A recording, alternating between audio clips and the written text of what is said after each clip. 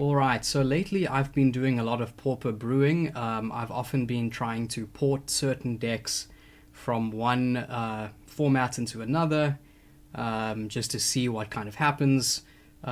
Generally, the decks aren't that competitive, but they are often janky, flavorful, and quite fun. So, the latest one that I've been playing around with is a deck based on the calibrated blast lists from Modern. There are also some Draco Blast lists in pre-modern, which use this card, Erratic Explosion. 3 mana for a sorcery. It says choose target creature or player. Reveal cards from the top of your library until you reveal a non-land card.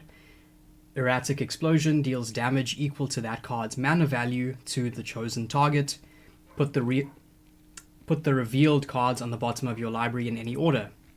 So basically with this deck, we want to have cards with very high converted mana cost so that Erratic Explosion is generally doing quite a lot of damage. So I first tried out sort of an all-in combo list with tons of ramp, tons of lands, kind of that was really trying to win with Erratic Explosion alone.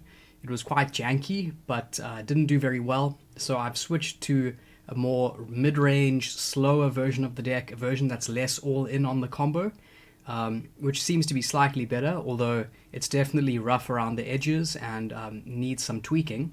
So basically, the rest of the cards in our deck are cards with a very high converted mana cost, but that we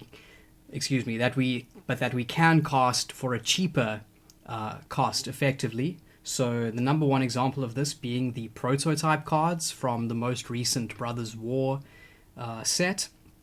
So for example, Goring Warplow, it's 6 mana for a 5/4 with Death Touch, but you can cast it for its prototype cost, which is 1 generic and a black. If you do, it's a 1/1 rather than a 5/4, but retains its abilities. The same applies to cards like Rust Goliath, which is really solid in this deck because its CMC is 10. So it's 10 for a 10/10 with Reach and Trample, but you can cast it for Prototype for 5 mana as a 3/5. Okay, another Prototype creature is Blitz Automaton, 7 mana for a 6/4 haste, but its Prototype cost is 3 for a 3/2 body. Then Boulder Branch Golem, 7 for a 6/5. When it enters the battlefield, you gain life equal to its power, and the Prototype is 4 for a 3/3. Then we have Fang Dragon, 7 mana for a 6/3 with flying, so it's also an adventure. The adventure is Forktail Sweep, 2 mana, deal 1 damage to each creature you don't control. Then, to cascade into Erratic Explosion, we have Boarding Party, of course, the classic card.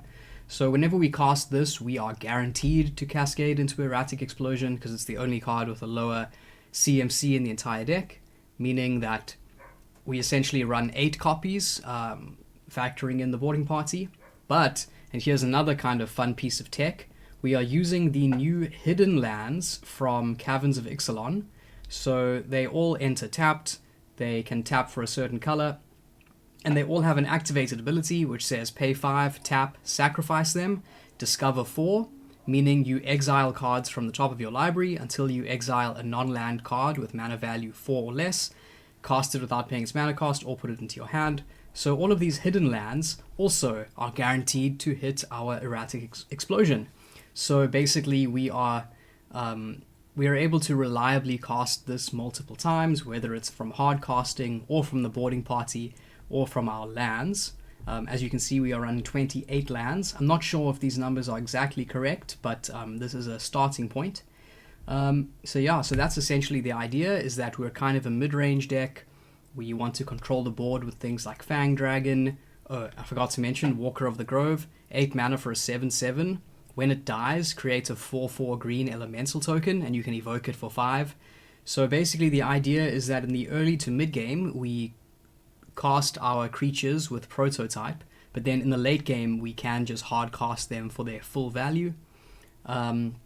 So in this current setup, I should crunch the numbers again, but basically Erratic Explosion should be doing roughly 7 damage every time you cast it. I suppose you can sometimes get unlucky and hit another Erratic Explosion with it, in which case you only deal 3 damage, but that's the nature of the game. When you hit the Rust Goliath, that is pretty epic. It feels pretty sweet to be dealing 10 damage to your opponent's face for 3. So yeah, that's essentially it. I'll be testing it more, tweaking it more, and I'll leave it up to you for you to put your own spin on it, maybe come up with cards that work for it. Please let me know in the comments if you have ideas for how the deck could be improved. But thus far, yeah, I found it to be quite a fun, weird, mid-rangey deck, which hopefully could be optimized and tweaked further. So thanks for watching, and I'll see you next time.